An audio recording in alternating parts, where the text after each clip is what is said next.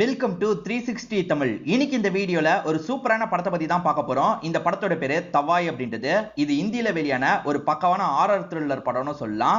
இந்த படத்தோட கதையே ரொம்ப வித்தியாசமா இருக்கும். இப்போ இந்த படம் ஜியோ ஹாட் ஸ்டார்ல அவைலபிளா இருக்கு. இந்தியில மட்டும் தான் இருக்கு.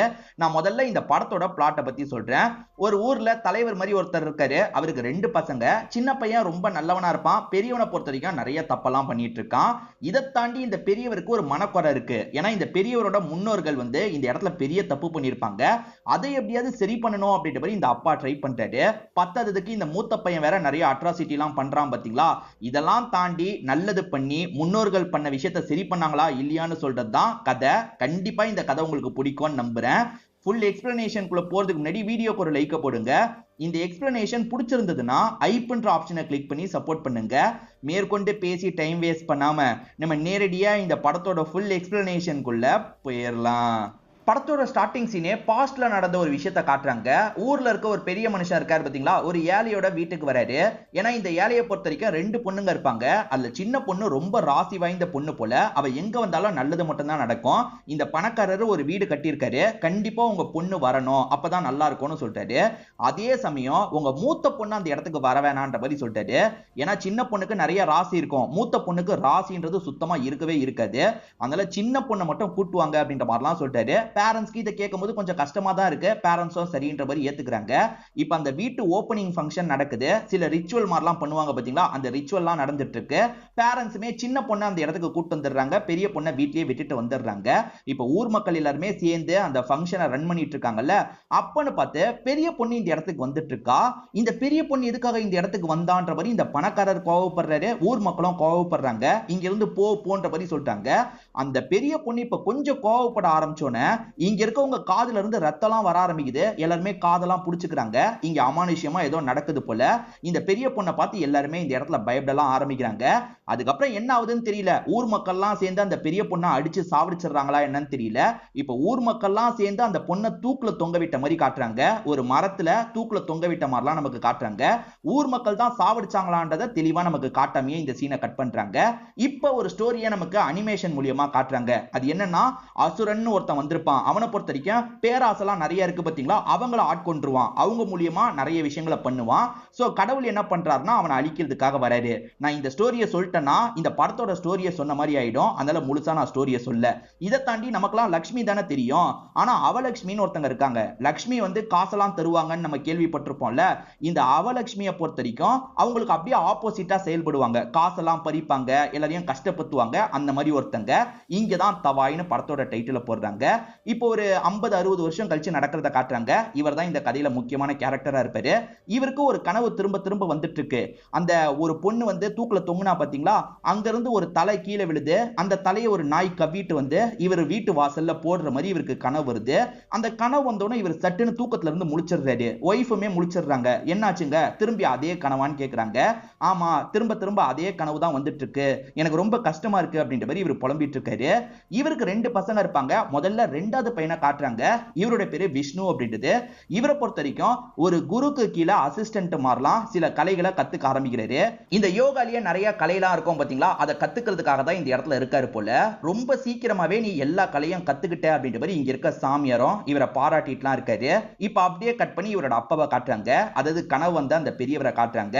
இந்த பெரியவர் யாரைய ஊர் தலைவரா இருப்பாரு. இப்ப ஊர் மக்கள் எல்லாருமே இந்த பெரியவரை பார்க்கறதுக்காக வந்திருக்காங்க. இவங்களுக்கு தொழில்ல என்ன நஷ்டம் வந்தாலும் சரி இவர்கிட்ட தான் உதவி கேட்பாங்க போல. விளைச்சல் இந்த வாட்டி பெருசா இல்ல, நீங்க உதவி பண்ணா நல்லா இருக்கும்ன்ற மாதிரி கேக்குறாங்க. இவருமே கவலைப்படாதீங்க, நான் ஃபுல்லா எல்லா செலவையும் பாத்துக்கிறேன் அப்படின்ற மாதிரி அவங்களுக்காக ஹெல்ப் பண்ணிட்டு இருக்காரு. இதுக்கு சின்ன பையன் சப்போர்ட் பண்ணுவான். ஆனா பெரிய பையன் சப்போர்ட்டே பண்ண மாட்டான். இப்பதான் பெரிய பையனை காட்டுறாங்க. இவரோட பேரு ரங்கா அப்படின்றது. ரங்காக்கு வேண்டிய ஒருத்தன் இருக்கான் பாத்தீங்களா, வேற ஒருத்தன் கூட சண்டை போடுறான். ஆனா ரங்காவோட ஆள் அந்த போட்டியில தோத்துறான். இப்ப அவன் தோத்து கீழே விழும் போது இவரோட கையில ஒரு பொருள் கீறி கையில இருந்து ரத்தம்லாம் வந்துட்டு இருக்கு. தலைவா நீ இறங்கு அப்படின்ற மாதிரி ரங்காவோட அசிஸ்டன்ட் ஒருத்தன் சொல்றான். சரி, இவனை ஜெயிக்கிறதுக்கு நம்ம தான் களை இறங்கணும் போல அப்படின்ற மாதிரி ரங்காவும் யோசிக்கிறாரு. ஜெயிச்சவன் வேற ஓவரா பேசிட்டு இருக்கான். தில் இருந்தா வாங்க வாங்கன்ற மாதிரிலாம் கூப்பிட்டு இருக்கான். நான் வரேன்ற மாதிரி ரங்கா அந்த இடத்துல சண்டை போடுறதுக்காக வந்துடுறாரு. தலைவரோட மூத்த பையன்ல, அதனால அவனுமே தயங்கி தயங்கி தான் சண்டை போடுறான். ஒரு ஸ்டேஜ்ல ரங்காவை அடிக்கலாம் ட்ரை பண்றான். ஆனா ரங்காவும் பயங்கரமா சண்டை போடுவார் போல. இப்ப சண்டை போட்டு அவன் அந்த இடத்துல ஜெயிச்சிடுறாரு. உடம்பு முழுக்க சேர்த்து கரையா இருக்குல்ல, இவருமே குளத்துல வந்து குளிச்சிட்டு இருக்காரு. இவங்க வீட்டுக்கு பக்கத்துலயே ஒரு குளம் இருக்கும், அங்கதான் குளிச்சிட்டு இருக்காரு. அப்பதான் ரங்காக்கு ஒய்ஃப் இருக்கிறது நமக்கு தெரிய வருது. இவங்க பேரு தீபா அப்படின்றது. இப்ப தீபா வாங்கன்ற மாதிரி கூப்பிட்டு இருக்காங்க. இவர் சட்டுன்னு ஒய்ஃபை உள்ள இழுத்து ரொமான்ஸ் எல்லாம் பண்ணிட்டு இருக்காரு. அப்பதான் ஹஸ்பண்ட் கையில அடிபட்டு இருக்கிறது இவங்களுக்கு தெரியுது. சீக்கிரமா வீட்டுக்கு வாங்க, நான் மருந்து போடுறேன்ற மாதிரிலாம் சொல்றாங்க. இப்ப ரங்காவோட அப்பாவை நமக்கு காட்டுறாங்க. இவரை பொறுத்த வரைக்கும் திரும்ப திரும்ப அந்த கனவு வருது இல்ல, இவரோட முன்னோர்கள் பண்ண தப்புக்காக தான் இந்த கனவு வருதுன்ற மாதிரி இவருமே யோசிக்கிறாரு. நீங்க ஏன் சாமியாரை பார்க்க கூடாது அப்படின்ற மாதிரி ஒய்ஃபும் சொல்றாங்க. இவரும் சரின்ற மாதிரி ஏத்துக்கிறாரு. நைட்டு சாப்பாடு எல்லாருமே சேர்ந்து தான் சாப்பிடுவாங்க போல. இப்ப எல்லாருமே சேர்ந்த மாதிரி சாப்பிட ஆரம்பிக்கிறாங்க. இந்த அப்பாவை பொறுத்த வரைக்கும் சின்ன பையன் விஷ்ணுவை தான் பிடிக்கும், பெரிய பையன் ரங்காவை சுத்தமா பிடிக்காது. ஏன்னா ரங்கா நிறைய பிரச்சனை வலிச்சுக்கிட்டே இருப்பாரு போல. இப்ப கூட எதுக்காக பிரச்சனை பண்ணிருக்கன்ற மாதிரிலாம் அப்பா திட்டுறாரு. இதை தாண்டி ரங்கா இருக்காரு பாத்தீங்களா, அப்பா நான் ஒரு பிசினஸ் பண்ண போறேன், எனக்கு காசு தாங்க அப்படின்ற மாதிரி சொல்றாரு. அப்பா தர முடியாதுன்னு சொல்றாரு. அது என்னன்னா, இவரோட முன்னோர் இருக்காங்கல்ல, ஒரு விஷயத்த சொல்லியிருப்பாங்க, இந்த காசெல்லாம் உங்களோட தேவைக்காக நீங்க பயன்படுத்தக்கூடாது, மக்களுக்கு சேவை செய்யறதுக்காக தான் பயன்படுத்தணும்ன்ற மாதிரி சொல்லியிருப்பாங்க. அதனால என்னால தர முடியாது அப்படின்ற மாதிரி அப்பாவும் இந்த இடத்துல மறுத்துறாரு. இதனால பெரிய பையன் கோவப்படுறான். இப்ப அப்பாவை பார்க்கறதுக்காக ஒருத்தர் வந்திருக்காரு. அதாவது அந்த நபரோட அம்மாக்கு உடம்பு முடியல போல. அவர்கிட்ட ஜீப் எல்லாம் இருக்காதுல்ல, நீங்க ஜீப்பை தந்தீங்கன்னா நான் கூட்டு போயிடுவேன், எனக்கு ஜீப்பும் ஓட்ட தெரியாது, பசங்களை அனுப்பி விடுறீங்களான்ற மாதிரி அவர் கேட்கிறாரு. இப்ப அப்பா என்ன பண்றாருன்னா, ரங்காவை கூப்பிடுங்கன்ற மாதிரி தான் சொல்றாரு. ஆளுங்களுமே ரங்காவை கூப்பிடுறதுக்கு தான் வராங்க. ஆனா ரங்கா நாலாம் போக முடியாதுன்னு மறுக்கிறாரு. வேணும்ட்டே தனாவட்டா சாப்பிட்டுட்டு இருக்காரு. இதனால தம்பியான விஷ்ணு இருக்காருல, என்ன விஷயம்ப்பா அப்படின்ற மாதிரி அப்பா கிட்ட கேட்கறதுக்காக வராரு. இவனோட அம்மாக்கு உடம்பு முடியலையா, நீ ஹாஸ்பிட்டலுக்கு கூட்டு போனோம், நார்மல் ரூட் வழியாவே போ, என்ன நடந்தாலும் சரி அந்த மரம் இருக்கிற ரூட் வழியா போகாதுன்னு சொல்றாரு. அதாவது ஒரு சின்ன பொண்ணை தூக்குல தொங்க விட்டாங்கல்ல, அந்த மரம் இருக்கிற வழியா போகாதுன்னு சொல்றாரு. சரி ஓகேன்ற மாதிரி இந்த விஷ்ணுவும் ஏத்துக்கிறாரு. இப்ப விஷ்ணு ஜீப்ல வேகமா வந்துட்டு இருக்காரு பாத்தீங்களா, வர வழியில மரம் சாஞ்சிருக்கு, மழை பெய்யறதுனால மரம் சாஞ்சிருக்கு போல, கண்டிப்பா இந்த வழியா போக முடியாதுன்றது தெரிஞ்சிருது. இப்ப அந்த மரம் இருக்கிற வழியா தான் போகணும்ன்ற மாதிரி ஒரு நிலைமை இருக்குல்ல, இவர் போலாமா வேணாமான்னு யோசிக்கிறாரு. இந்த லேடியோட உயிர் தான் முக்கியம்ன்ற மாதிரி இவரும் வேகமா வண்டியை திருப்பி அந்த வழியா வந்துட்டு இருக்காரு. கரெக்டா மரத்துக்கிட்ட வந்தோன்னா வண்டி ரிப்பேர் ஆயிருது. இப்ப விஷ்ணுவும் வண்டியை சரி பண்றதுக்கு எவ்வளவோ ட்ரை பண்றாரு. சீக்கிரம் சரி பண்ணுங்க, அம்மாவை காப்பாத்துங்கன்ற மாதிரி அந்த பையன் சொல்லிட்டு இருக்காரு. ஒரு ஸ்டேஜ்ல அம்மாக்கு வந்து ரொம்ப உடம்பு முடியாம போயிருது. அம்மா இருக்காங்கல்ல, அந்த இடத்துலயே உயிரை விட்டுறாங்க. விஷ்ணுக்கும் ரொம்ப கஷ்டமா போயிருது. சே, இவ்வளவு தூரம் வந்தோம், அம்மாவை காப்பாற்ற முடியாம போயிருச்சு அப்படின்ற மாதிரிலாம் பயங்கரமா ஃபீல் பண்றாரு.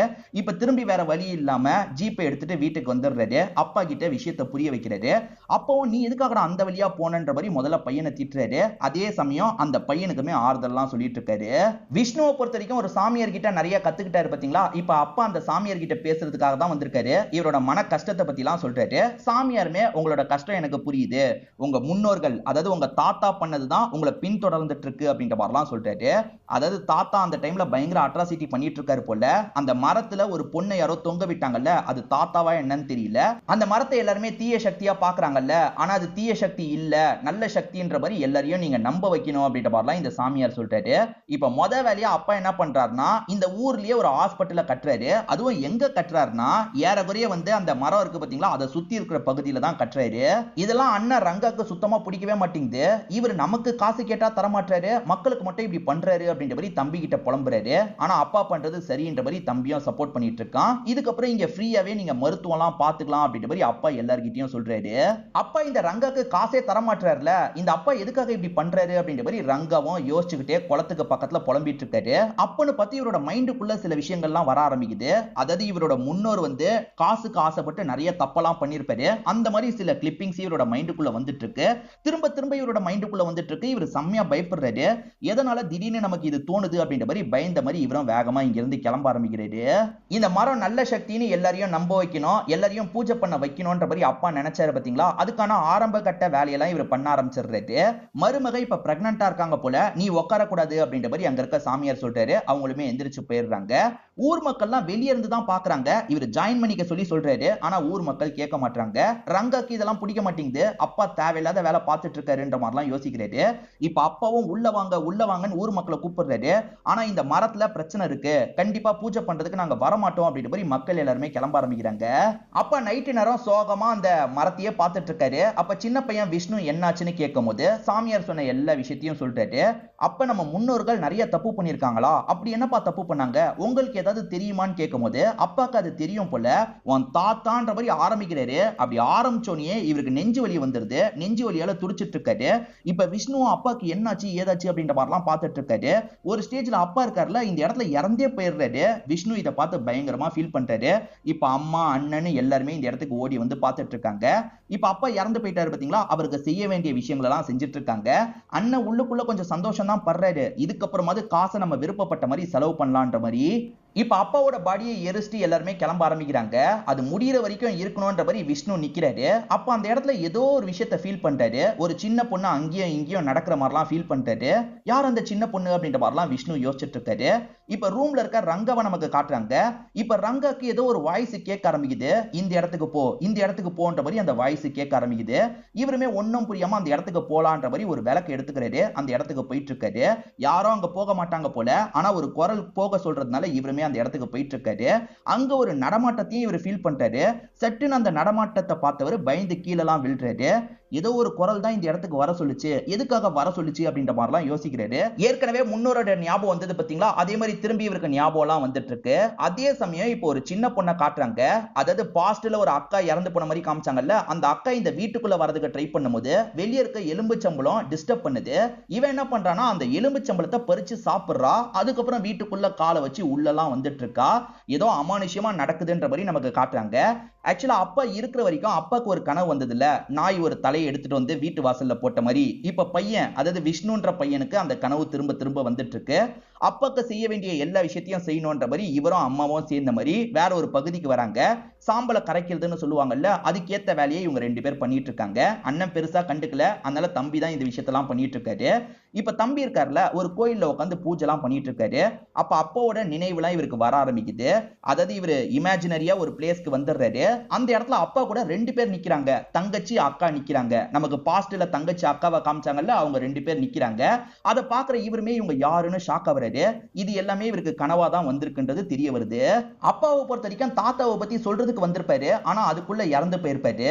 என்னதாமா நடந்தது என்கிட்ட சொல்லுங்க அப்படின்ற மாதிரி இவருமே அம்மா கிட்ட கேட்கிறாரு.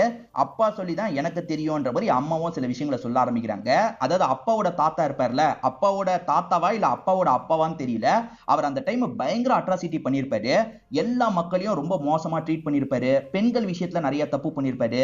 இதை தாண்டி கோயில் நகையை திருடி இருப்பாரு. நிறைய பேர் கிட்ட இருந்து ஆட்டையை போட்டு நிறைய காசை சேர்த்திருப்பாரு. அதெல்லாம் எங்கேயோ மறைச்சு வச்சிருக்காரு, எங்கன்னு தெரியலன்ற மாதிரி அம்மா சொல்லிட்டு இருக்காங்க. இன்னொன்னு பக்கம் ரங்கா இருக்காருல, ஒரு இடத்தை உடைச்சிட்டு இருக்காரு. அதாவது அந்த பேய் கைடு பண்ணி ஒரு இடத்தை இவர் உடைச்சிட்டு இருக்காரு போல. அந்த பேய் வாய்ஸா மட்டும்தான் ரங்கா கிட்ட பேசுது. ரங்காவும் ஒவ்வொரு இடமா செக் பண்ணலான்ற மாதிரி அந்த இடத்தெல்லாம் செக் பண்ணிட்டு இருக்காரு. புதையல தான் தேடிட்டு இருக்காரு போல. இப்ப ரங்கா காலையில டயர்டா படுத்துட்டு இருக்கும் போது ஒய்ஃப் தீபா இருக்காங்கல்ல, கோயிலுக்கு போலான்ற மாதிரி சொல்றாங்க. எனக்கு தான் நம்பிக்கை இல்லைன்றது உனக்கு தெரியும்ல அப்படின்ற மாதிரி இவர் சொல்றாரு. ஏங்க சாமி மேல நம்பிக்கை இல்ல, அப்ப யார் மேலதான் நம்பிக்கைன்ற மாதிரி கேக்குறாங்க. எனக்கு பூதத்து மேலதான் நம்பிக்கை, சாத்தா மேலதான் நம்பிக்கைன்ற மாதிரி இவங்களை டீஸ் பண்ற மாதிரிலாம் பண்ணிட்டு இருக்காரு. விடுங்க அப்படின்ற மாதிரி இவங்களுமே கோயிலுக்கு கிளம்புறாங்க. ஏழை மக்களுக்கு உதவி செய்யறதுக்காக இவங்க தானிய கிடங்கு மாதிரி வச்சிருப்பாங்க. இப்ப அந்த இடத்துல ஏதோ பிரச்சனை போயிட்டு இருக்கு. இவரும் என்ன ஏதுன்ற மாதிரி விசாரிக்கிறாரு. ஆக்சுவலா அங்க இருந்து ஒருத்தர் பசிக்காக திருடி இருக்காரு போல. எதுக்காகடா திருடுன அப்படின்ற மாதிரி இந்த ரங்கா போட்டு அடிச்சிட்டு இருக்காரு. அப்பன்னு பார்த்து தம்பி விஷ்ணு இந்த இடத்துக்கு வந்துடுறாரு. எப்படி பார்த்தாலும் ஏழைகளுக்கு உதவி செய்யறதுக்காக தான் இந்த இடத்தையே நம்ம ரன் பண்ணிட்டு இருக்கோம், பசிக்காக தானே திருடி இருக்கான், விட்டுரு அப்படின்ற மாதிரி அவனுக்கு சப்போர்ட் பண்ணி பேசிட்டு இருக்காரு. இவர் எவ்வளவு பெரிய மனுஷனா இருக்காருன்ற மாதிரி எல்லாருமே விஷ்ணுவை பாராட்டுறாங்க. இதெல்லாம் கேட்டுட்டு இருக்க ரங்காக்கு பயங்கர கடுப்பாயிடுறாரு. அண்ணன் நம்ம இருக்கும் போது ஊர் மக்கள்லாம் அவனை பாராட்டிட்டு இருக்காங்களே அப்படின்ற மாதிரி கோவம் வருது. கோச்சுக்கிட்டு இங்க இருந்து கிளம்பிடுறாரு. ஆக்சுவலா இந்த ரங்காக்கு விசுவாசி மாதிரி ஒருத்தர் கூடியே இருப்பார்ல, அவருமே காலையில நடந்த விஷயத்தை பத்தி கொஞ்சம் கிண்டலா பேசுறாரு. என்ன நக்கல் பண்றியான்ற மாதிரி அந்த அசிஸ்டன்ட் அடிக்கிறாரு. நான் ஊர்ல பேசிக்கிறத தான் சொன்னேன்ற மாதிரி இந்த அசிஸ்டன்ட் சொல்றாரு. தம்பியை எல்லாருமே பாராட்டிட்டு இருக்கிறது அண்ணனுக்கு சுத்தமா பிடிக்க மாட்டேங்குது. தம்பியை பொறுத்த வரைக்கும் அந்த குருவை வணங்குறாரு. அப்பா செய்ய முடியாததை நீ செய்யணும்ன்ற மாதிரி குரு சொல்றாரு. சோ அப்பா அந்த மரத்தை வந்து சாமியா வழிபட வைக்கணும்னு நினைச்சாரு பாத்தீங்களா, அந்த விஷயத்தை நம்ம பண்ணலான்ற மாதிரி இவர் பண்றாரு. அப்ப ஏதோ ஒரு வெளிச்சம் மாதிரி அந்த மரத்துல இருந்து வருது. இவருமே எல்லாமே வித்தியாசமா இருக்கேன்னு பாக்குறாரு. ஒரு பையனுக்கு என்ன ப்ராப்ளம்னே தெரியல. அப்பா என்ன பண்றாருன்னா வேகமா ஹாஸ்பிட்டலுக்கு கூட்டு வந்து ட்ரீட்மெண்ட் தாங்கன்ற மாதிரி கேட்டுட்டு இருக்காரு. அப்ப ரங்காவோட ஆளுங்க புடிச்சு இவரை வெளியே தள்ளி விடுறாங்க. இதுக்கப்புறம் இங்க ட்ரீட்மெண்ட் பார்க்கணும்னா காசை கண்டிப்பா தரணும் அப்படின்ற மாதிரிலாம் இந்த அப்பாவை இங்க இருந்து துரத்தி விட்டுட்டு இருக்காரு. அன்னைக்கு நைட்டே இவரோட ஒய்ஃப் தீபா இருக்காங்கல்ல, செக்கப்காக ஹாஸ்பிட்டலுக்கு வராங்க. அந்த ஹாஸ்பிட்டல்ல ஹஸ்பண்ட் ஒரு போர்டு எழுதி போட்டிருக்கிறது தெரியுது. இதுக்கப்புறம் இங்க காசு தந்தாதான் ட்ரீட்மெண்ட் தரப்படும்ன்ற மாதிரி போர்டு போட்டிருக்கு. ஹஸ்பண்ட் ஏன் இப்படி பண்றாரு அப்படின்ற மாதிரிலாம் யோசிக்கிறாங்க. இங்க இருக்க டாக்டர் கிட்ட பேசும்போது அவர் பேமெண்ட் எல்லாம் எனக்கு கரெக்டா பண்ணணும்னு சொல்லியிருக்காருன்ற மாதிரிலாம் புலம்புறாரு. இப்ப நிறைய மக்கள் பாதிக்கப்படுறாங்க பாத்தீங்களா, எல்லாருமே வந்து இத பத்தி தம்பி கிட்ட சொல்லிட்டு இருக்காங்க. உங்க அண்ணன் இப்படிலாம் பண்ணிட்டு இருக்காரு, தயவு செஞ்சு ஹெல்ப் பண்ணுங்க, என் பையனுக்கு என்ன ப்ராப்ளம்னே தெரியலன்ற மாதிரி அந்த அப்பாவும் ரொம்ப புலம்பிட்டு இருக்காரு. அண்ணன் எதனால இப்படி பண்றாருன்ற மாதிரி தம்பியுமே கோவமா கேக்குறாரு. இதுக்கப்புறம் நான் வச்சதுதான் சட்டம், என்ன மீறி யாரும் உள்ள கூட்டிட்டு போக முடியாதுன்ற மாதிரி அண்ணன் சொல்றாரு. அன்னைக்கு நைட்டு இந்த தம்பிக்கு ஒரு சின்ன பொண்ணு தெரியுறாங்க. ஏற்கனவே ஒரு சின்ன பொண்ணு தெரிஞ்சாங்கல்ல, அவங்க தான் தெரியுறாங்க. அதாவது பாஸ்ட்ல அக்கா தங்கச்சியை காமிச்சாங்கல்ல, அந்த தங்கச்சி தெரியுறாங்க. திடீர்னு அந்த தங்கச்சி மரத்து மேல உட்காந்துட்டு இருக்காங்க. நீ எப்படிமா அங்க போன, இறங்குன்ற மாதிரி சொல்றாரு. அந்த பொண்ணு இறங்க மாட்டா. சரி நம்மளே ஏறி தூக்கிட்டு வரலான்ற மாதிரி இவர் மேல ஏறிட்டு இருக்காரு. அப்ப அந்த பொண்ணு அங்க இருக்க ஒரு பூவை காமிச்சிட்டு இருக்கா. அதாவது ட்ரீட்மெண்ட்டுக்கு இந்த பூவை தாங்கன்ற மாதிரி காமிச்சிட்டு இருக்கா. அவ பேசலாம் மாட்டா, அவ சொல்றது மூலியமா இவரே புரிஞ்சுக்கிறாரு. எதுக்காக இப்படி காட்டுறான்ற மாதிரி அந்த பூவை பறிச்சிடுறாரு. அந்த பொண்ணும் அங்க இருந்து சட்டுன்னு மறைஞ்சலாம் போயிடுறா. இப்ப இவர் அந்த பூவை பறிச்சுட்டு கீழே வராருல, ஆளுங்க என்னாச்சுன்னு கேட்கும் போது இந்த பூவை உன்னோட பையனுக்கு தான்ற மாதிரி அந்த அப்பா கிட்ட தராரு. அந்த அப்பாவும் சரின்ற மாதிரி வாங்கிக்கிறாரு. ஆக்சுவலா தங்கச்சி நல்லவ, அக்கா கெட்டவன்ற மாதிரி நமக்கு காமிச்சாங்க பாத்தீங்களா. அக்கா தான் இந்த ரங்காவை கண்ட்ரோல் பண்றாங்களா என்னன்னு தெரியல. அவங்களுமே இந்த இடத்தை தோண்டுன்ற மாதிரி ஒரு இடத்துல சொல்றாங்க. இவருமே இந்த இடத்தை தோண்ட வேண்டியதான் அப்படின்ற மாதிரி வேகமா தோன்றாரு. பார்த்தா அந்த இடத்துல நிறைய நகைலாம் இவருக்கு கிடைக்குது. அந்த நகையை பார்க்கிறவர் செம்ம சந்தோஷப்படுறாரு. அங்க ஒரு கிரீடமும் இருக்கு. இந்த கிரீடத்தை நம்ம தலையில வைக்கலான்ற மாதிரி இவர் தலையில வைக்கிறாரு. அந்த கிரீடம் உருகி இவருக்கு தலைலாம் வலிக்கிற மாதிரி இருக்கு. ஒரு ஸ்டேஜ்ல இந்த இடத்துல மயக்கம் போட்டு விழுந்துடுறாரு. அந்த அப்பாவை பொறுத்த வரைக்கும் பையனுக்கு அந்த பூவை தரலான்ற மாதிரி பூவெல்லாம் பையன் கையில தராரு. அப்படியே கட் பண்ணி மறுநாள் காலையில நடக்கிறத காட்டுறாங்க. வழக்கம் போல அந்த விஷ்ணு இருக்கார்ல, மரத்துக்கு பூஜை பண்றாரு. அதே சமயம் இந்த பையன் காலையில கண் முழிச்சிடுறான். சரியாயிட்டான் போல. இத பாக்குற அப்பாக்கு ஆச்சரியம் தாங்கல. இத பத்தி ஊர்ல இருக்க எல்லார்கிட்டயும் சொல்றாரு. அந்த மரத்துல இருந்து வந்த பூனாலதான் இது சரியாச்சுல்ல, அதனால எல்லாருமே அந்த மரத்துல கடவுள் தான் இருக்காங்க போல, நம்ம தான் தப்பா புரிஞ்சுக்கிட்டோம் போல அப்படின்ற மாதிரி வழிபடுறதுக்காக வந்துடுறாங்க. இத பாக்குற தம்பிக்கு அதே மாதிரி அந்த அண்ணனோட ஒய்ஃப்க்குலாம் ரொம்ப சந்தோஷமா இருக்கு. அண்ணன் மட்டும் இத கொஞ்சம் கடுப்பா தான் பார்த்துட்டு இருக்காரு. இப்ப ஊர் மக்கள் எப்ப பாரு இந்த மரத்தை வழிபடுறதுக்காக வந்துட்டு இருக்காங்க. அண்ணன் வரும்போது போகும்போது இதெல்லாம் கவனிக்கிறாரு. இப்ப வர அண்ணன் இருக்காருல்ல, எதுக்காகடா இங்கேயே உட்காந்துட்டு இருக்கீங்க, இங்க இருந்து போங்கடா போங்கடா அப்படின்ற மாதிரி எல்லாரையும் விரட்டிலாம் விட்டுட்டு இருக்காரு. அதே சமயம் தீபாவை பொறுத்த வரைக்கும் வளைகாப்பு ஃபங்க்ஷன் மாதிரி நடந்துட்டு இருக்கு. என்ன கிஃப்ட் வாங்கிட்டு வந்தீங்கன்னு கேட்கும்போது இவருமே ஒரு மோதிரத்தை அவங்க கையில போட்டு விடுறாரு. இவருக்கு புதையல் கிடைச்சது பாத்தீங்களா, அதுல இருக்க மோதிரத்தை தான் ஒய்ஃபுக்கு போட்டு விடுறாரு. தம்பியும் ஊர் மக்களும் அந்த மரத்தை வழிபட்டு இருக்காங்கல்ல, இதெல்லாம் அண்ணனுக்கு பிடிக்க மாட்டேங்குது. ஏன்னா அண்ணனுக்கு ஒரு குரல் கேட்கும்ல, அந்த குரல் தான் அண்ணனை கண்ட்ரோல் பண்ணுது போல. ஆக்சுவலா அங்க வாசிச்ச மாதிரி சில பொருள்லாம் மரத்துக்கு பக்கத்துலயே வச்சிருப்பாங்க. இவர் கோவத்துல என்ன பண்றாருன்னா அந்த பொருள் எல்லாத்தையும் போட்டு உடைச்சிட்டு இருக்காரு. அதுக்கப்புறம் கோவமா வீட்டுக்குள்ள போறாரு. அப்ப இவரை ஃபாலோ பண்ண மாதிரி அவலட்சுமின்ற பொண்ணு போறாங்க. அதாவது அக்கா தங்கச்சியை காட்டுவாங்கல்ல, அதுல அக்கா அந்த இடத்துக்கு போறாங்க. அக்கா தான் இவரை கண்ட்ரோல் பண்றாங்களா என்னன்றது தெரியல. இப்ப ஹாஸ்பிட்டல்ல நடக்கிறத காட்டுறாங்க. இந்த தம்பி இருக்காரு பாத்தீங்களா, இதுக்கப்புறம் நீங்க ஃப்ரீயா தான் ட்ரீட்மெண்ட் தரணும்ன்ற மாதிரிலாம் பேசுறாரு. ஆனா அதுக்குள்ள ரங்கா இந்த இடத்துக்கு வந்துடுறாரு. இல்ல காசு தந்து தான் ட்ரீட்மெண்ட் பண்ணணும் அப்படின்ற மாதிரி சொல்றாரு. இப்ப அண்ணனுக்கும் தம்பிக்கும் வாக்குவாதம்லாம் வருது. ஒரு ஸ்டேஜ்ல அண்ணன் இருக்காருல, எங்க ரெண்டு பேருக்குமே ஈக்குவலா சொத்தை பிரிக்கிறதுக்கான ஏற்பாடு பண்ணுங்க, இதுக்கப்புறம் இவன் கூட சேர்ந்துலாம் என்னால இருக்க முடியாதுன்ற மாதிரி சொல்லிட்டு இருக்காரு. அண்ணனை பொறுத்த வரைக்கும் தப்பானவரா இருந்தாலும் மோசமானவர் இல்ல. ஆனா இப்ப சமீப காலமா மோசமா நடந்துக்கிறதுனால தீபாக்கு பயமா இருக்கு. உங்களை பார்க்கவே எனக்கு பயமா இருக்கு, ஏங்க இப்படி மாறிட்டீங்கன்ற மாதிரிலாம் கேக்குறாங்க. நான்லாம் ஒன்னும் மாறல அப்படின்ற மாதிரி இவர் கோவமா பதில் சொல்றாரு. ஒய்ஃபை ரொம்ப மோசமா ட்ரீட் பண்றாரு. ஒய்ஃப் மேல பாசம் வச்சிருந்தவர் இப்போ ஒய்ஃபையே ரொம்ப மோசமா ட்ரீட் பண்றாரு. ஒய்ஃபுமே ஃபீல் பண்றாங்க. நைட் நேரம் தம்பி பூஜைலாம் பண்ணிட்டு இருக்காரு. அப்ப அண்ணன் இருக்காருல, கொஞ்சம் பிரம்ம பிடிச்ச மாதிரி தானியெல்லாம் வச்சிருப்பாங்கல்ல, அந்த இடத்தை கொளுத்தி விடுறதுக்காக கொளுத்தி விடுறாரு. மக்கள் கஷ்டப்படணுன்றதுக்காக இப்படி கொளுத்தி விடுறாரு போல. தம்பி யாரோ கொளுத்திட்டாங்க அப்படின்ற மாதிரி அங்க இருக்க ஆளுங்கெல்லாம் தம்பி கிட்ட இந்த விஷயத்த சொல்றாங்க. யாரோட வேலையா இருக்கும்ன்ற மாதிரி தம்பியுமே பார்த்துட்டு இருக்காரு. இந்த சைடு மரத்தை எல்லாருமே வேண்டிட்டு இருக்காங்கல்ல, அந்த இடத்துக்கு இடத்துக்கு தீபா வராங்க, வேண்டலாம் செஞ்சுட்டு இருக்காங்க. ஹஸ்பண்ட் ஒரு மோதிரத்தை போட்டு விட்டார்ல, அந்த மோதிரத்தை போட்டதுல இருந்து இவங்களுக்கு டிஸ்டர்பன்ஸாவே இருக்கு. கலட்டலான்னு பார்த்தா இவங்களால கலட்ட முடியல. இன்னொரு பக்கம் தம்பி அந்த இடத்தை செக் பண்ணிட்டு இருக்கும் போது அந்த இடத்துல அண்ணனோட ஒரு ஜுவல் இவருக்கு கிடைக்குது. இது அண்ணன் தானே போட்டிருந்தாரு, இது எப்படி இங்க வந்தது? அப்ப அண்ணன் தான் இந்த விஷயத்த பண்ணிருக்காரு போல அப்படின்ற மாதிரிலாம் யோசிக்க ஆரம்பிக்கிறாரு. பக்கத்துல இருக்க அம்மா கிட்ட இந்த விஷயத்த புரிய வச்சிட்டு இருக்காரு. இன்னொரு சைடு தீபா இருக்காங்க பாத்தீங்களா, இந்த மரத்தை வேண்டலாம், இந்த மரத்துக்கு பூஜைலாம் பண்ணலாம்ன்ற மாதிரி அதுக்கான விஷயத்தெல்லாம் பண்ணிட்டு இருக்காங்க. இத பாக்குற ஹஸ்பண்ட் கடுப்பாயிடுறாரு. நீ எதுக்காக இந்த விஷயத்தெல்லாம் பண்ணிட்டு இருக்க, இதெல்லாம் நீ பண்ணக்கூடாது அப்படின்ற மாதிரி இங்க இருந்து கூட்டு போயிட்டு இருக்காரு.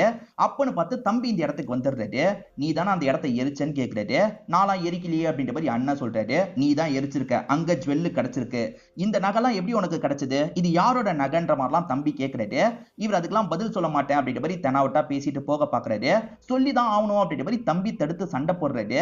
இப்ப தம்பி அடிச்சிட்டாருன்னு தெரிஞ்சோன்னே இவர் கோவத்துல தம்பியை போட்டு பயங்கரமா அடிக்கிறாரு. அப்பதான் அண்ணன் உடம்புக்குள்ள வேற யாரோ இருக்க மாதிரி தம்பிக்கு தோண ஆரம்பிக்குது. அண்ணன் உனக்கு என்ன ஆச்சு, உனக்குள்ள ஏதோ மாற்றம் ஏற்படுதுன்ற மாதிரிலாம் சொல்றாரு. ஆனா அண்ணன் அதெல்லாம் பெருசா கண்டுக்கவே மாட்டாரு. பாஸ்ட்ல ஒரு அக்கா தங்கச்சி நமக்கு காமிச்சாங்கல்ல, அதுல அந்த அக்கா தான் கண்ட்ரோல் பண்றாங்க போல. ஏன்னா இவருக்கு பின்னாடி அந்த அக்கா முறைச்சு பார்த்துட்டு இருக்க மாதிரி காட்டுறாங்க. இப்ப அந்த ஒய்ஃபுக்கு வந்து டெலிவரி எப்பனாலும் ஆகலான்ற நிலைமையா இருக்கும். அதனால மாமியார் ஹாஸ்பிட்டலுக்கு கூட்டு வந்துடுறாங்க. கொஞ்சம் கொஞ்சமா உன்னோட அண்ணன் உன் கொள்ளு தாத்தா மாதிரி மாறிட்டு இருக்கான் அப்படின்ற மாதிரி அம்மா சொல்றாங்க. என்னம்மா சொல்றீங்க அப்படின்ற மாதிரி தம்பி ஆச்சரியப்படுறாரு.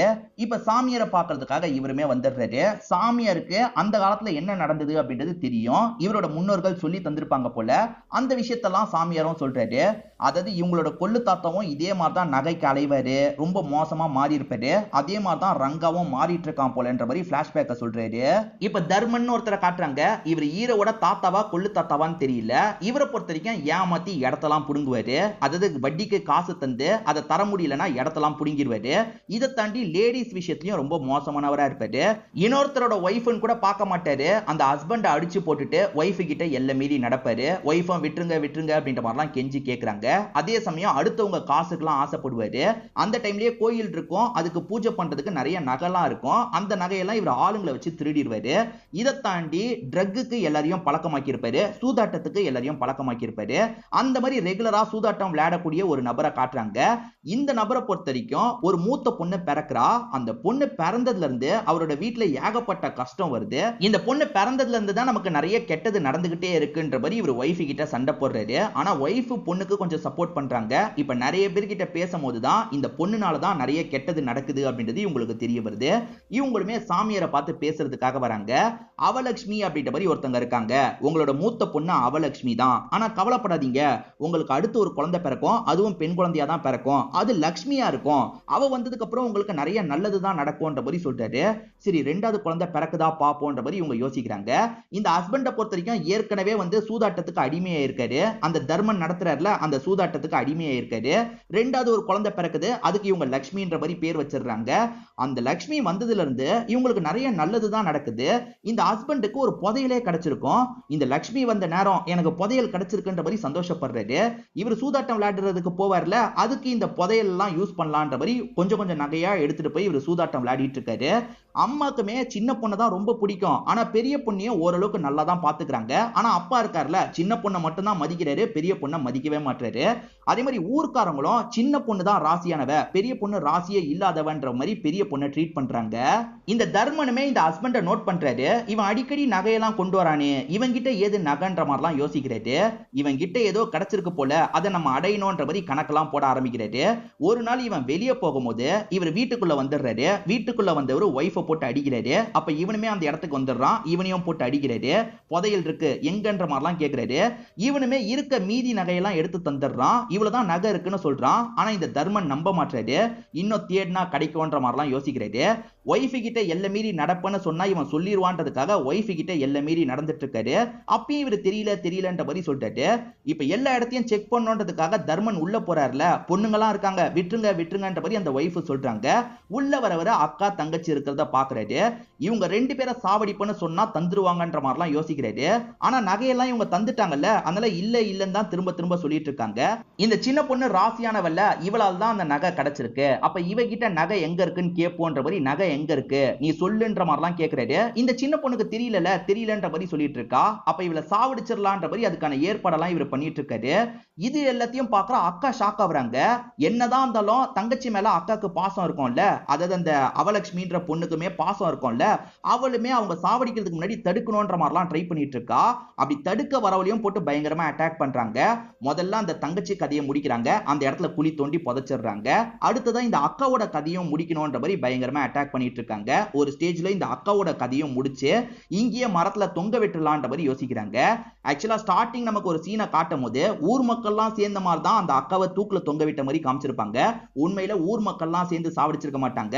இந்த தர்மன் அப்படின்ற நபர் தான் சாவடிச்சிருப்பாரு, இந்த அக்காவை தூக்குல தொங்க விட்டுருப்பாரு. இந்த தர்மன் இந்த மாதிரி ஒரு விஷயத்தை பண்ணாரு பாத்தீங்களா, அதனால தான் இவரோட வம்சாவளியில வரவங்களுக்கு அந்த கெட்ட கனவு வந்திருக்கும். அதாவது இந்த பொண்ணோட தலையை ஒரு நாய் கவ்விட்டு வந்து வீட்டுல போடுற மாதிரிலாம் கனவு வந்திருக்கும். இது எல்லாம் சாமியார் சொல்லி தான் நம்ம விஷ்ணுக்கு தெரிய வருது. இன்னொன்று பக்கம் ரங்காவை ஒரு வாய்ஸ் கண்ட்ரோல் பண்ணது பாத்தீங்களா, அந்த வாய்ஸ் அவலட்சுமியோட வாய்ஸ்ன்ற மாதிரி நம்மள நம்ப வச்சிருப்பாங்க. ஆனா உண்மையில இவரை கண்ட்ரோல் பண்ற வாய்ஸ் யாரோட வாய்ஸ்னா தர்மனோட வாய்ஸா தான் இருக்கும். தர்மனோட ஆன்மா தான் இவர் உடம்புக்குள்ள பூந்திருக்கு போல. தர்மனோட ஆன்மா பயங்கரமா கண்ட்ரோல் பண்ணுது, இந்த மரத்தை உடனே சாய்க்கணும்ன்ற மாதிரி சொல்லுது. இப்ப இவர் என்ன பண்றாருன்னா ஆயுதத்தெல்லாம் எடுத்துட்டு வந்து அடி அடின்னு அடிச்சிட்டு இருக்காரு. அப்படி அடிச்சிட்டு இருக்கும் போது இவரோட உடம்புக்குள்ள சில சேஞ்ச் எல்லாம் ஏற்படுது. அது தர்மனோட ஆன்மா நிறைய இவரோட உடம்புக்குள்ள போயிட்டு இருக்குன்ற மாதிரிலாம் நமக்கு காமிச்சிட்டு இருக்காங்க. இன்னொன்று பக்கம் இவரோட ஒய்ஃபுக்கு ஹாஸ்பிட்டல்ல பிரசவ வலி வந்துருது. அவங்க பிரசவ வலி வந்து பயங்கரமா துடிச்சிட்டு இருக்காங்க. உடனே ட்ரீட்மெண்ட் ஆரம்பிக்கணும்ன்ற மாதிரி எல்லாருமே அந்த இடத்துக்கு வந்துடுறாங்க. அவங்களுக்கு வேண்டிய ட்ரீட்மெண்ட் எல்லாம் பண்ண ஆரம்பிக்கிறாங்க. அந்த குழந்தைய வயிற்றுல இருந்து எடுத்துட்டு இருக்கும் போது இங்க எல்லாருமே பறந்து பறந்து விழுறாங்க. ஏன்னா வயிற்றுல இருந்து வர குழந்தைய தீய சக்தியா வருது போல. ரங்கா அந்த மரத்தை சாய்க்கணும்னு நினைச்சாரு பாத்தீங்களா, ஒரு ஸ்டேஜ்ல வெட்டி அந்த மரத்தை சாச்சிடுறாரு. அதே மாதிரி ஹாஸ்பிட்டல்ல எல்லாருமே ரொம்ப பதட்டமா இருக்காங்க. அதே சமயம் தம்பி பூஜையெல்லாம் முடிச்சுட்டு வீட்டுக்கிட்ட வரும்போது தான் அந்த மரம் சாஞ்சிருக்கிறது தெரிய வருது. பயங்கரமா ஃபீல் பண்ணிட்டு இருக்காரு. அண்ணனை அந்த ஃபோர்ஸ் கண்ட்ரோல் பண்ணுது போல அப்படின்ற மாதிரிலாம் யோசிக்கிறாரு. இதை தாண்டி ஹாஸ்பிட்டல்ல இருந்து இவருக்கு கால் வந்திருக்கும். இவருமே ஹாஸ்பிட்டலுக்கு கிளம்பி வராரு. ஆக்சுவலா குழந்தை பிறக்கிற மாதிரி நடக்கும் போது எல்லாருமே பறந்து பறந்து விழுந்தாங்கல்ல, அம்மாக்குமே அடிலாம் பட்டிருக்கும். இதை தாண்டி குழந்தைய காட்டுறாங்க. இவர் பார்த்து ஷாக் ஆயிடுறாரு. ஏன்னா அந்த குழந்தை அரக்க குழந்தை மாதிரி பிறந்திருக்கு. அதாவது அண்ணன் உடம்புக்குள்ள ஒரு தீய சக்தி வந்துருச்சுல, அதனால தான் குழந்தையும் அப்படி இருக்கு. இப்ப இவருமே அம்மாவை பார்க்கறதுக்காக வராரு. அம்மா இருக்காங்கல்ல, நீ சில விஷயங்களை பண்ணணும், இந்த மாதிரி சில விஷயங்களை பண்ணு, சாமியார் கிட்ட டிஸ்கஸ் பண்ணி பண்ணுன்ற மாதிரி சொல்றாங்க. சரின்ற மாதிரி இவருமே ஏத்துக்கிறாரு. சாமியார் சொன்னது மூலியமா மரத்துக்கிட்ட தான் அந்த லட்சுமியை புதைச்சாங்கன்றது இவருக்கு தெரிஞ்சது பாத்தீங்களா. இப்ப புதைச்ச இடத்தை இவர் தோண்டிட்டு இருக்காரு. உள்ள பார்த்தா எலும்பு கூடி இவருக்கு கிடைக்குது. அதாவது லட்சுமியோட எலும்பு கூடி இவருக்கு கிடைக்குது. அந்த எலும்பை அரைச்சு சாம்பலா மாத்தி இவர் பூசணும் அப்படின்ற மாதிரிலாம் அம்மா சொல்லியிருப்பாங்க. சாமியாரும் அதே விஷயத்தை தான் சொல்லியிருப்பாரு. ஏன்னா அதெல்லாம் பண்ணாதான் அவ சக்தியோட நீ ஜெயிக்க முடியும்ன்ற மாதிரி அம்மா சொல்லியிருப்பாங்க, சாமியார் சொல்லியிருப்பாரு. அதுக்காக இவருமே பூஜை பண்றதுக்காக அகோரி சாமிகள்லாம் இருப்பாங்கல்ல, அந்த இடத்துக்கு வந்துடுறாரு. அவங்க எல்லாருக்குமே 8 மாதிரி ஒரு நபர் உட்காந்துட்டு இருப்பாரு. இவருமே சாம்பல் எடுத்துட்டு வந்திருக்காருல, இவர் பண்ண வேண்டிய விஷயத்தை பத்திலாம் அங்க இருக்க 8 கிட்ட சொல்றாரு. அவருமே இவருக்கு பண்ண வேண்டிய ரிச்சுவல்லாம் பண்ணுங்கன்ற மாதிரி ஆளுங்க கிட்ட சொல்றாரு. இப்ப ஆளுங்க எல்லாருமே சேர்ந்த மாதிரி இவர் உடம்புல அந்த சாம்பல்லாம் பூசிட்டு இருக்காங்க. அங்க ஒரு சிவலிங்கம் இருக்கும். அந்த சிவலிங்கத்தை வழிபடணும் அப்படின்ற மாதிரி இவருமே வழிபட்டு இருக்காரு. இது எல்லாமே அண்ணன் ரங்காக்கு தெரியுது. அண்ணன் ரங்கா கிடையாது, அவர் உடம்புக்குள்ளதான் அந்த தர்மன் இருக்காரு. இப்ப தர்மனுக்கு இதெல்லாம் தெரியுது பாத்தீங்களா, அந்த தம்பி கதையை முடிக்கணும், இந்த விஷயத்தெல்லாம் அவன் பண்றதுக்குள்ள கதையை முடிக்கணும்ன்ற மாதிரி அந்த இடத்துக்கு வந்துடுறாரு. இப்ப தம்பியுமே அண்ணன் கூட சண்டை போடுறாரு. இதை தாண்டி தம்பிக்கு சப்போர்ட் பண்றதுக்காக நிறைய ஆளுங்க இருக்காங்கல்ல, அவங்களுமே சண்டை போடுறதுக்காக வராங்க. ஆனா இந்த தர்மம் இருக்கான்ல, அதாவது அண்ணன் ரங்கா இருக்காருல, அவங்க எல்லாரையும் காலி பண்றாரு. இப்ப தம்பிக்கும் அண்ணனுக்கும் பயங்கரமா சண்டைலாம் ஏற்பட்டு இருக்கு. ஸ்டார்டிங் காமிச்ச ஸ்டோரியை சொன்னாலே முழு கதையை சொன்ன மாதிரி ஆயிடும் நான் சொன்னேன் பாத்தீங்களா. ஸ்டார்டிங் என்ன கதை சொல்லியிருப்பாங்கன்னா, இந்த மாதிரி சண்டை ஏற்பட்டு நல்ல சக்தி தோக்கும் போது கடவுளே கோவப்பட்டு அந்த இடத்துக்கு வந்துருவாரு, தீய சக்தியை அழிச்சிருப்பாரு. அதே மாதிரிதான் இங்கேயும் நடக்குது. இந்த தம்பி பயங்கரமா ரங்கா கிட்ட அடி வாங்கிட்டு இருக்காரு. ஒரு ஸ்டேஜ்ல கீழே விழுந்துடுறாரு. ரங்கா கதையை முடிக்கலாம்னு நினைக்கிறான். அப்ப அங்க இருக்க சிவனே கோவப்பட்டுறாரு. இப்ப சிவன் இருக்காரு பாத்தீங்களா, அந்த இடத்துல சிவதாண்டவம் ஆட ஆரம்பிச்சிடுறாரு. அதை பாக்குற அண்ணன் செம்மையா பயப்பட ஆரம்பிக்கிறாரு. ஐயோ கடவுளே வந்துட்டாரு அப்படின்ற மாதிரிலாம் பயப்படுறாரு. இப்ப சிவன் இருக்காரு பாத்தீங்களா, இவரை விட பல மடங்கு பெருசா மாறிடுறாரு. அண்ணன் ஒரு சின்ன பூச்சி மாதிரி தெரிய ஆரம்பிக்கிறாரு. இப்ப அந்த கடவுள் இருக்காரு பாத்தீங்களா, அவரோட கழுத்தை பிடிச்சு தூக்கி அவரோட தலையை துண்டா பிச்சு எரிஞ்சிடுறாரு. அதாவது அந்த தீய சக்தியை கடவுள் வந்து அழிச்சிட்டாரு அப்படின்ற மாதிரி நமக்கு காட்டுறாங்க. இங்கதான் தவாயின்னு படத்தோட டைட்டில போட்டு நமக்கு படத்தோட கதையும் முடிக்கிறாங்க. இப்ப இந்த ஊரு நார்மல் நிலைமைக்கு வந்துருது. எல்லாருமே சந்தோஷமா வாழ ஆரம்பிக்கிறாங்க. இப்ப தம்பி தானே ஊர் தலைவரா இருக்காரு, அதனால எல்லாருமே நல்லபடியா வாழ்ந்துட்டு இருக்காங்க. இப்ப எண்டிங்ல வேற ஒரு விஷயத்தை நமக்கு காட்டுறாங்க. அது என்னன்னா, அசுர மாதிரி ஒரு குழந்தை பிறந்தது பாத்தீங்களா, அந்த குழந்தைய ஒரு சின்ன பொண்ணு ஒரு சுரங்க பகுதிக்கு தூக்கிட்டு போயிருக்கான்ற மாதிரி காட்டுறாங்க. அவ பார்க்க யாரவரையும் அவலட்சுமி மாதிரி இருக்கா, அதாவது பாஸ்ட்ல ஒரு பொண்ணை காட்டுவாங்க பாத்தீங்களா, அந்த பொண்ணு மாதிரி இருக்கான்ற மாதிரி காமிச்சு நமக்கு படத்தோட கதையை முடிக்கிறாங்க. அதாவது இந்த அரக்கன் திரும்பி வளருவான், அவனால பிரச்சனை ஏற்படும்ன்ற மாதிரி காமிச்சு நமக்கு படத்தோட கதையை முடிக்கிறாங்க.